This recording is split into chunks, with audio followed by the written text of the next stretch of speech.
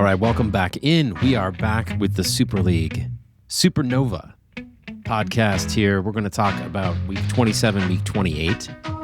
So let's just jump right in and look at what took place in week 27. So up first, we've got the Tickas and Andover dispatching the defending champions 59-37. Not too much of a surprise here, I guess, as this year has gone on. The Tickas have been falling in the table. Adding Stack was huge for Andover. It brought 11 points to the tables. The Tickas basically didn't do anything on the recruitment front. It wasn't a bad performance, but they really need a lift. They need someone to do something, and that just hasn't been in the cards so far this year. Also, Patrick watching Welbeck score along with Sheshko has to be a maddening thing, especially Welbeck, as he has been a time and time again trusted last-minute goal scorer for the Tickas over the years. Up next, losing to the Bombers 36-30. This felt like it would be an easy win for Elgin and Adam, but it was closer, I think, than all of us would have guessed. Mitchell with 11 and Harry Blockhead McGuire with 7 points, representing half of Elgin's output this week. The Lose had a shot had they made some moves with Lewis and Minta both starting and giving them zeros. That shouldn't have been unexpected based on recent performance, so missed opportunity to gather another win for the Lose in this one, and a lucky pass for the Bombers moving into week 28. Up next, the Ernies 26, beating Naila with 24. Ernies have been poor against Naila. That form continued with just 26 points, but still managing to pull out a win, which is rare.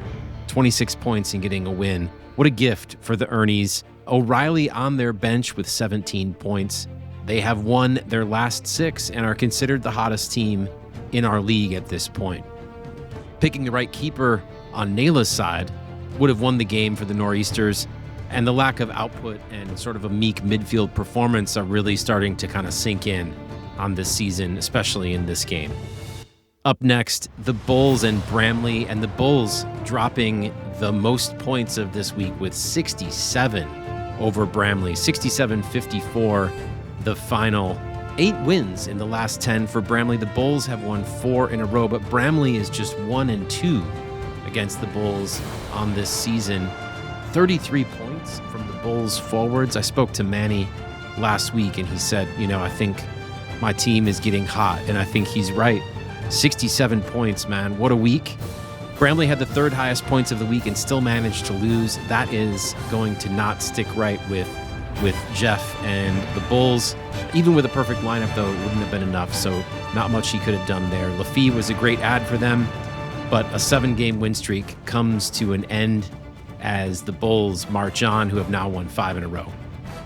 Up next, the Sharks and Osborne does what they do on this season, 42-35. They dispatch the Sharks. Osborne snaps a 2-game skid, sends the Sharks to their 4th loss in a row. Osborne with little depth, but everybody here stepped up for them, as the bench really had nothing left to give, but all the guys on the pitch gave it everything they had, including Pedro, who continues his red-hot form. The Sharks, with Reece James, continues to lead from the back, and Harry Wilson had 8, but not a whole lot else was going on for them. And finally, the Seagulls and the Flying Lions from West Adams, as the Seagulls pulled the upset 51-46. Recruitment was the word in this match, as the Flying Lions let Fergie Kadilagu go, costing them 6 points and the win, whereas the Seagulls, they grabbed Eze off of waivers, accounting for 14 of the 15 additional points that they scored. Eze scored 33% of his goals in this game on the season, and that's just the way it goes. So a bit of good fortune for the Seagulls as we move into week 28. Let's get into that week 28 that I mentioned and kick it off previewing this week with the Commissioner's Cup. Number 7, West Adams, taking on number 10, Tickas. This doesn't really have the same kind of glow up that the Commissioner Cup normally entails. West Adams has won 2 of 3. Tickas have lost 2 of 3. Neither team really inspiring greatness. However, West Adams is getting healthier with Tavernier Saka, and even Havertz returning to fitness. The donkey Havertz coming back for the Flying Lions as they push for a win against their rivals and make a push to get back into the top 4.